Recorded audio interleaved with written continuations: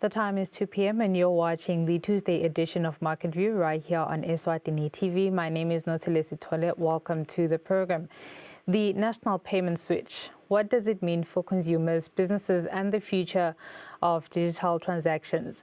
The Central Bank of Eswatini steered the country into a modern era of digital financial inclusion and efficiency through the national payment switch.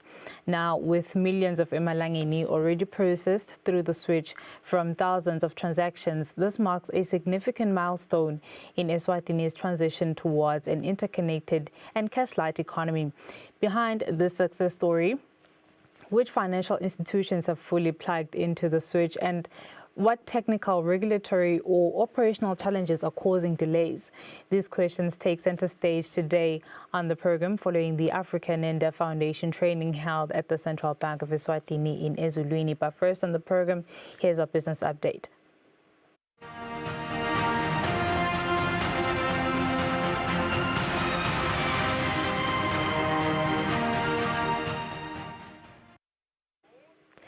In our business update this afternoon, the State of Inclusive Instant Payment Systems (SIPS) 2025 media workshop is currently underway at the CBE complex in Eswatini, bringing together local and international journalists for an interactive session on financial inclusion. The workshop aims to equip media professionals with a deeper understanding of inclusive and instant payment systems, with experts shedding light on digital public infrastructure, policy and regulation insights, and data-driven storytelling. Our business journalist, Nelsiwe Ndlangamandla, is on standby for us now in Eswatini. Nelly, good afternoon to you. And can you give us a sense of the workshop? What insights have been shared about Eswatini's national switch to inclusive instant payment? Thank you so much, Notile. We are here at the Central Bank complex at Eswatini, and the African India Foundation is currently talking to us about the State of Inclusive Instant Payment System report that they will launch this coming Thursday. So basically what this report is, it is going to share some insights on how the continent is performing in terms of coming up with instant payment systems. We know that Eswatini is currently rolling out the Eswatini payment switch, which is one of the systems where the Central Bank of Eswatini is trying to ensure that different Maswati continue to have access to finance. So this report is going to also provide data analysis and framework, highlight the challenges that the continent is facing in terms of ensuring that different sectors of the society continue to be able to pay and be able to access finance. So this initiative is supported by the World Bank, the Economic Commission for Africa, as well as the Central Bank. So what has been highlighted here today is that in the African continent, about 36 countries have already gone live with some payment switch, and they are promising that this report is going to highlight the good that has happened in the continent. So what is key is that financial inclusion is very, very much important.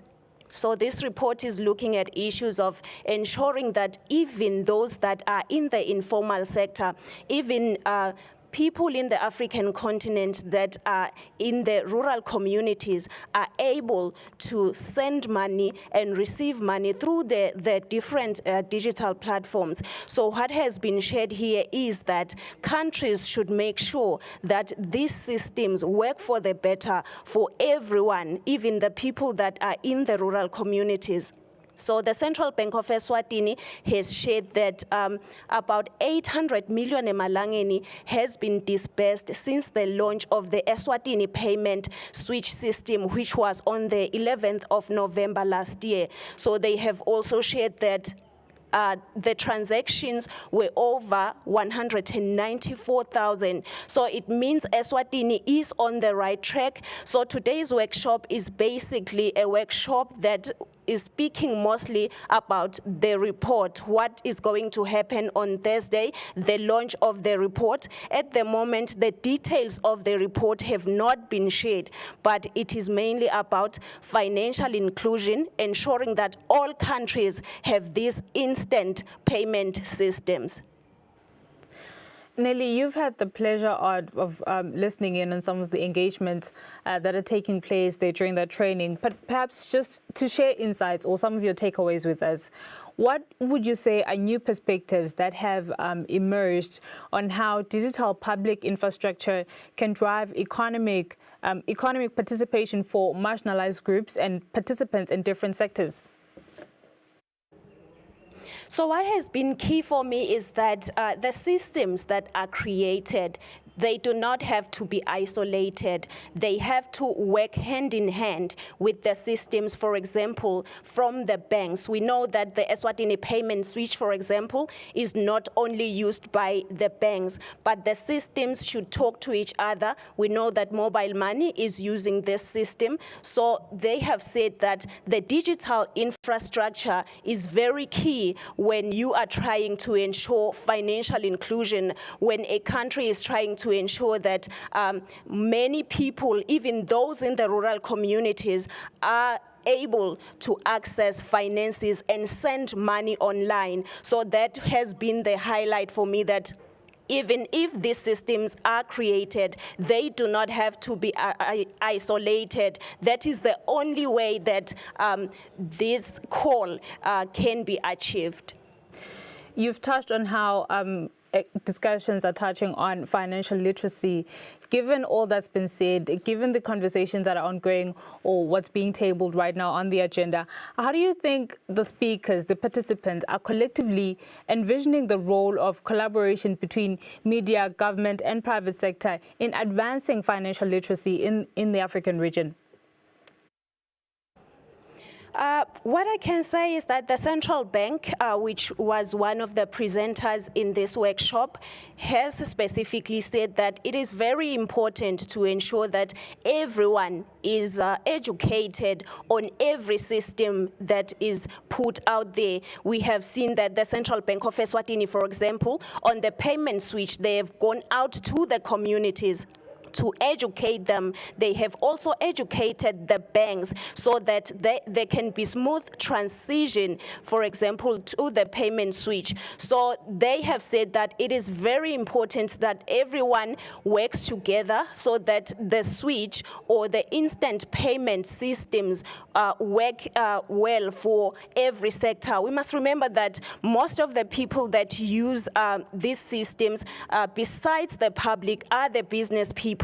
As you have mentioned, that the private sector is also key. So we've seen the central bank trying by all means to educate every member of society, even the private sector, on the Eswatini payment switch system. So they have highlighted that if these systems are to be introduced, it is important that all the pockets of society are educated on them. And that is exactly what the Central Bank of Eswatini has done on the payment switch. That is why it has been successful.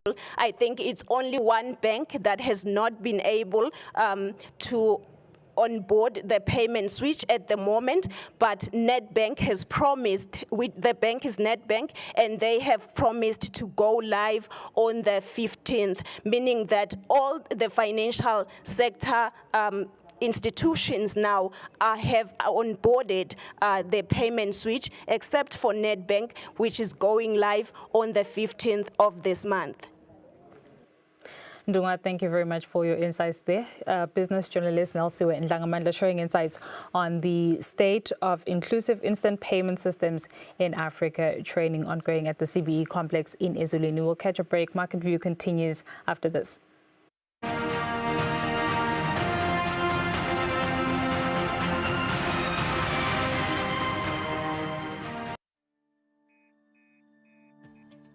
Hey, you're catching me at a good time. Now, there's a lot of stuff that I could spend this on. But before I do that, I'll send some of this off to my brother, who can put it to good use. You see, there are hundreds of millions of people, like me, who work outside of their home country. Because sometimes people have to go where the opportunity is or where the instability isn't. That often means leaving families behind and earning a living elsewhere, but still sending money home for support. These money transfers are often called remittances. Communication and financial technology make it easier than ever to send money across borders. Let me show you. You pick the amount, pick the beneficiary, make sure all the information is correct, and send. Oh, that's my brother calling. Hey Alex, I just got the cash. It's just what I needed. Now I can pay for the doctor to look at my neck and get back to work. Thanks, man. Yeah, no problem. Feel better. Thanks again. Sending money back home makes it possible for people who live in wealthier countries to help family pay for the basics: food, housing, education, and medical expenses. Remittances help reduce poverty by moving money where it can make bigger difference for the people and countries who receive it. This helps spur investment and entrepreneurship and build savings that can help promote growth and development. So while this amount may get me a dinner and a movie here, for my brother it could help cover his rent or pay for those doctor's bills. In low and middle income countries, remittances can actually make up a good portion of economic activity, even the majority. For example, Mexico's remittances exceed revenue from oil exports. In Sri Lanka, they're greater than the value of the tea trade. And Egypt's remittances are worth more than its income from the Suez Canal. And they're also an increasing portion of the global GDP. In 2022, remittances amounted to $831 billion US. And that's just through official channels. So the number is probably a lot bigger. This money mainly flows into low and middle income countries where it adds up to more than foreign investments and development aid combined. One downside for those countries, though, is the cost of sending money through a service. Some charge a steep fee, up to 35%. Lowering the average service charge to just 3% would mean an extra $30 billion every year for low-income and developing countries. And that's money that would be better spent on family and friends. Ah, that's my brother calling again. Hey, how are you feeling? Much better now, thanks to you. Yeah, I'm glad I could help. Say hi to everyone back home.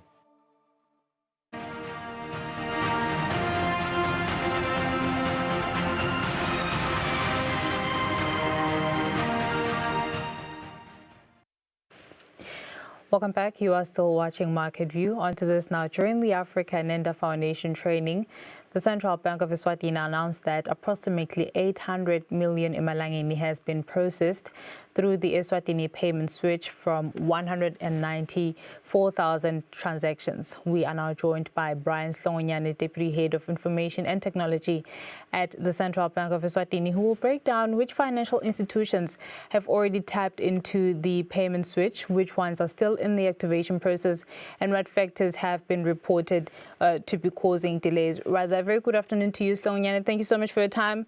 So with over 800 million imalangeni being processed, and 194,000 transactions, these figures, what do they signify in terms of, the switch performance, uptake, and trust levels among participating financial institutions and consumers as well? Thank you, Notsile. This is a testament of the confidence and the trust that Eswatini have put into the payment switch. When we started off, no one could have projected these figures, but Eswatini allowing the payment switch to transact or to enable them to transact in their businesses, it means they have confidence, they are clear what the payment switch provides, they are clear of the convenience that it also allows them to enjoy. Which are some of the financial institutions that we can say have fully integrated into the national payment switch so far, and what criteria, was used to actually determine their readiness for connection? All right. We started with 8 financial institutions when we rolled out this solution. That was FNB, Nedbank, Standard Bank, Eswatini Bank, SBS, Eswatini Bank, as well as some of the non-bank institutions that includes Imali, MTN FinTech, as well as Instacash. We are happy to report that as at today, 7 out of 8 of those participants are live. They're actively using the platform to process their customers' payments. The only outstanding participant is Nedbank. That is expected to go live mid-November 2025. They've already been licensed to operate on the platform. We follow a robust checklist or a script that we've been using with the rest of the participants that outlines all the use cases that a particular participant is supposed to fulfill before they are certified ready to participate onto the platform. And we note that all of them have fulfilled these, including Nedbank, hence they've been provisionally licensed.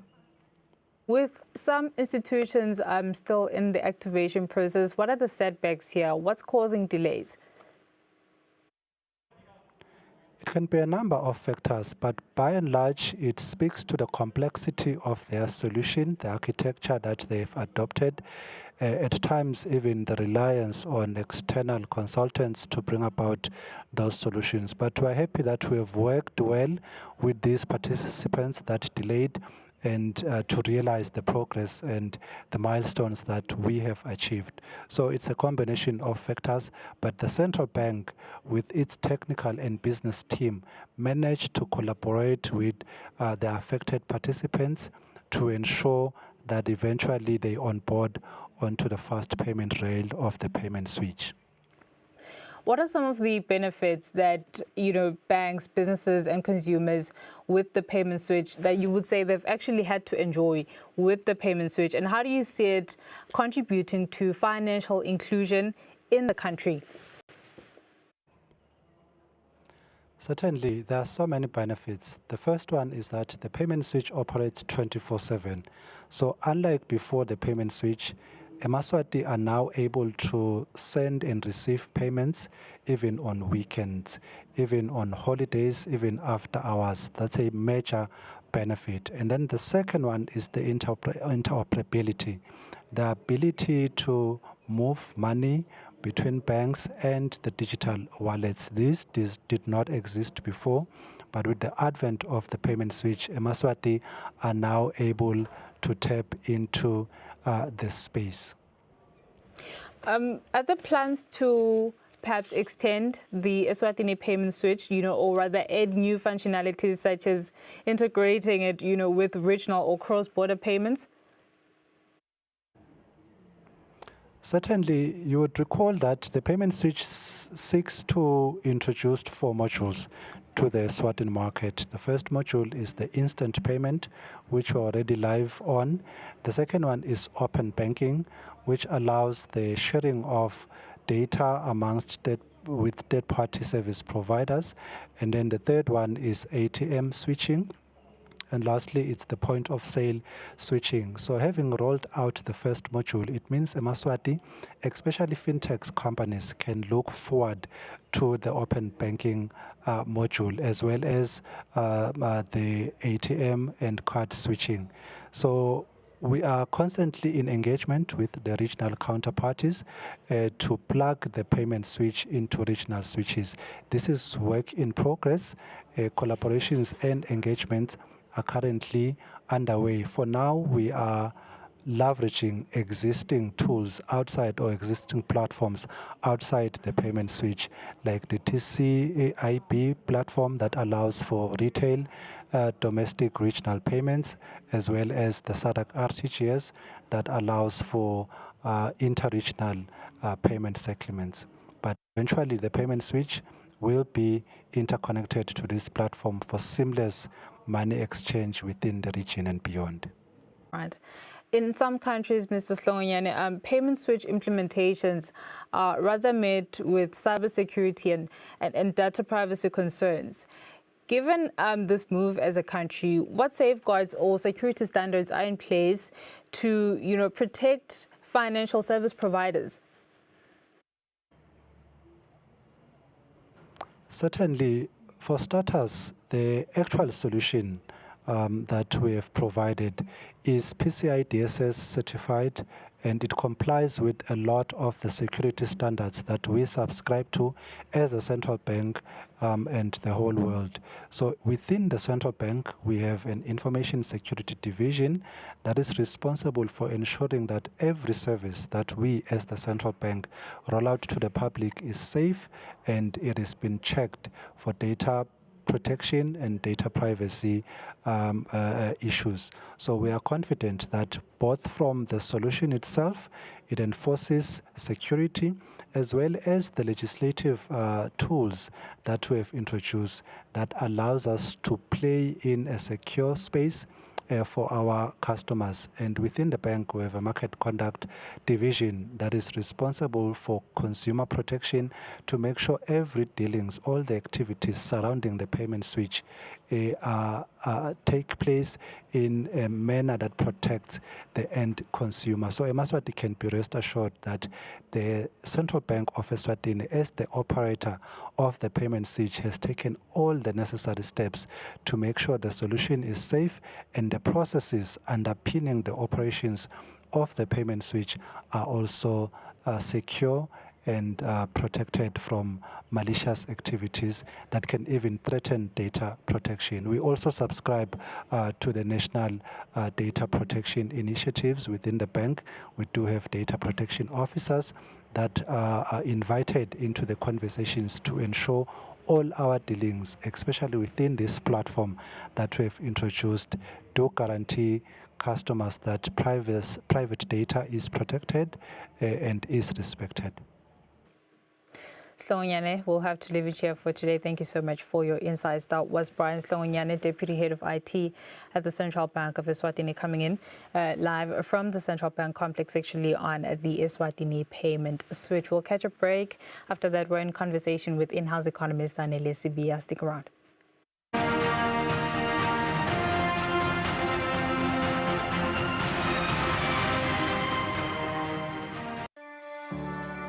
Eswatini TV has signed a code of conduct that is enforced by the Eswatini Communications Commission.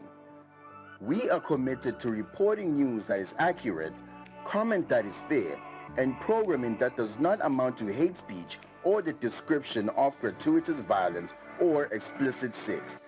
For any complaints of our programming, please contact us on 2411-9600 or email info@eswatinitv.co.za. You can also contact the Eswatini Communications Commission on 2406-7000 or write a letter to ECCOM on PO Box 7811 Mbabane. Email address is info@ecom.org.sz.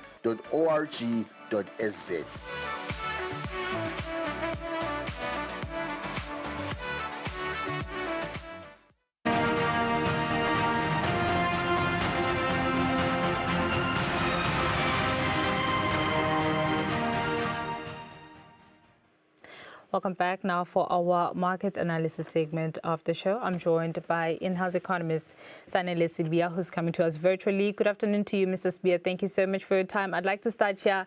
How are global equities looking, actually, following signs of progress towards the end of the U.S. government shutdown? Thank you, Notsile. Good afternoon to you, and also good afternoon to the viewer. So equities are really responding well to the news of a potential shutdown.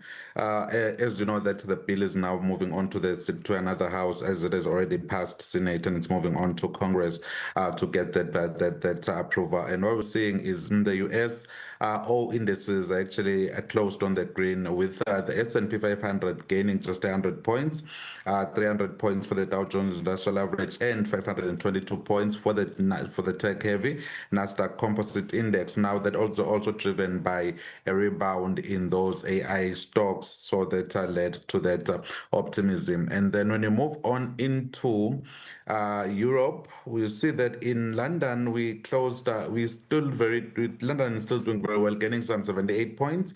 This is actually paradoxical, considering that the unemployment data came out for the UK, showing that there's been a somewhat of an increase to 5%, but now that plays well to market bets around the interest rates and what we should expect going forward. But within the greater Eurozone, we have seen news coming out of the European Central Bank, the ECB, stating that, growth remains very strong and inflation is on point, is well within target. So now those news are actually pushing up the markets in Frankfurt and also in Paris. So we're seeing that 53 point increase in Paris, and then 23 points increase in Frankfurt. And then when you move on to Japan, Tokyo, they lost a bit of points in today's close, around 68 points. Now that's largely due to profit taking, largely driven by the fact that, the election cycle has actually run its course, and now markets have to rebase and watch what the new prime minister is going to do in actual sense, rather than hoping that she's going to be good for the market. So we're seeing that profit taking happening there. And then that tech rebound within the US has also had on a knockoff effect into Hong Kong. While when you look at it within Shanghai, we're seeing a bit of some losses. Now that is actually on the background of the news that we saw coming out from the People's Bank of China, where the bank actually stated that they're going to keep a relatively easy monetary policy there to ensure that they drive up business growth. So from the standpoint of the mainland, global demand is not looking as good as it ought to be. And there's also issues with domestic demand within the mainland. That's why we're seeing that bit of a recession there, but still maintaining that 4,000 mark. Johannesburg is actually enjoying the glitter from the gold and other commodities. We're back on that 111,000 points, getting some 645 points in today's trade, largely driven by those the gold rally, and also largely driven by the earnings that are coming in, posting positive gains. Then nothing has moved in the Eswatini Stock Exchange, and gold is actually begun yet another rally, because we do expect to see another interest rate cut in December, and also the odds have improved within the UK. However, Brent crude oil, even though we're seeing a marginal upward tick, still remains relatively on that weak level, largely driven by the oversupply caution within the markets. And the Langeni remains relatively strong in markets today, hitting that 17.14 against the dollar earlier on in today's trade, but now steady at around 17.17 Malangeni per dollar, and 19.87 per euro, and 8.99 per yen, going for that 9 mark against the Japanese yen. Thank you. Svea, allow me to ask, given this optimism around AI, it's continuing to shake things up in terms of stock and Wall Street, and like you just mentioned, tech companies are definitely leading market gains.